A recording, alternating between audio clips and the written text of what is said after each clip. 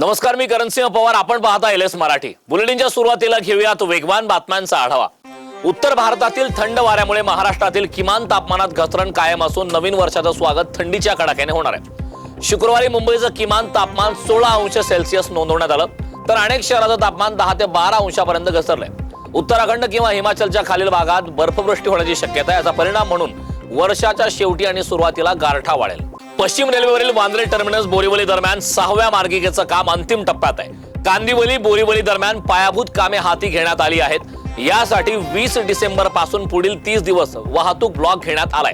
हा ब्लॉक 18 जानेवारी 2026 पर्यंत आहे. या ब्लॉकमुळे पश्चिम रेल्वेवर आज 300 लोकल फेऱ्या रद्द करण्यात आल्या.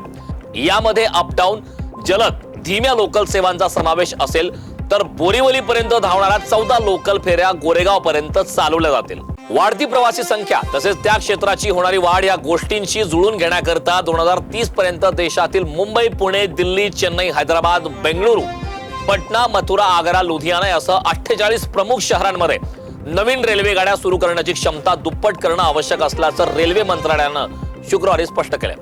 पुणे रेल्वे स्थानकावरील प्लॅटफॉर्म आणि स्टॅबलिंग लाईन्स वाढवण्यासह हडपसर, खडकी आणि आळंदी या रेल्वे स्टेशनमध्ये अधिक पायाभूत सुविधा उभारण्याचा विचार सुरू असल्याचं या मंत्रालयानं म्हटलंय. 1 डिसेंबर ते 24 डिसेंबर दरम्यान पालिकेकडून विविध वार्डात 187 विकासक आणि प्रकल्पांना वायू प्रदूषण नियंत्रणासाठीच्या नियमांचं उल्लंघन केल्याप्रकरणी काम थांबवण्याच्या नोटिसा दिल्यात. त्याचप्रमाणे 502 बांधकामांना कारणे दाखवा नोटीस बजावण्यात आल्यात. यामध्ये सर्वाधिक नोटीस या वांद्रे, सांताक्रूज, खार, कलिना या भागातील विकासक आणि प्रकल्पांना देण्यात आल्या. सार्वजनिक ठिकाणी कबुतरांना खाद्य देणं दादरच्या एका व्यावसायिकाला चांगलंच भोवलंय. वांद्रे न्यायालयाने त्याला दोषी ठरवत 5,000 रुपयांचा दंड ठोठावलाय. कबुतरांना खाद्य देण्याची ही कृती मानवी जीवनासाठी धोकादायक आजाराचा संसर्ग पसरवणारी असू शकते असं निरीक्षणही न्यायालयाने नोंदवलंय. अशा प्रकारची शिक्षा होण्याचं हे पहिलंच प्रकरण आहे. राष्ट्रवादीचे सुधाकर घारे आणि भरत भगत हे मंगेश काळोखेच्या हत्येचे मास्टर माइंड असल्याचा आरोप मंत्री भरत गोगावलेंनी केलाय. विधानसभा आणि खोपोली नगर परिषदेमधील हार पचली नसल्याने हे कृत्य केल्याचा आरोप भरत गोगावलेंनी केला. खोपोलीतील मंगेश काळोखे हत्या प्रकरणात 10 जणांवरती गुन्हा दाखल करण्यात आलाय. राष्ट्रवादी अजित पवार पक्षाचे रायगड जिल्हाध्यक्ष सुधाकर घारे आणि मुख्य आरोपी रवींद्र देवकर यांच्यासह 10 जणांवर हत्येचा गुन्हा दाखल करण्यात आला असून आरोपींना अटक करण्यासाठी 10 पोलीस पथकर रवाना झाले. दक्षिण महाराष्ट्रातील सर्वात मोठ्या यात्रांपैकी एक म्हणून ओळखल्या जाणाऱ्या माळेगाव यात्रेची शंकरपट या पारंपरिक कार्यक्रमाने उत्साहात सांगता झाली.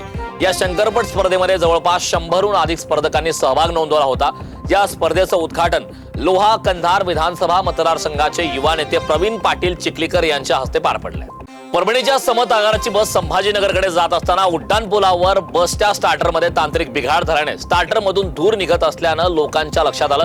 चालकाने प्रसंगावधान राखत बस रस्त्याच्या कडेला थांबून 35 प्रवाशांना खाली उतरवल्याने पुढील अनर्थ टळलाय. नांदेड शहरातील भाग्यनगर रस्त्यावर गुंडागर्दी पाहायला मिळाली. शहरातील मुख्य रस्त्यावर तरुणांकडून दगडफेक करत लाठ्या काठ्यांनी हाणामारी करत दहशत पसरवण्यात आली. भर रस्त्यात वाद घालत एकमेकांवर दगडफेक करत लाठ्या काठ्यांनी मारहाण करत असल्याचा व्हिडिओ हा सोशल मीडियावरती व्हायरल झालाय. वेगवान बातम्यांचा आढावा घेतल्यानंतर या बुलेटिनमध्ये वेळ झालेली आहे. इथेच थांबण्याची. पाहत रहा एलएस मराठी.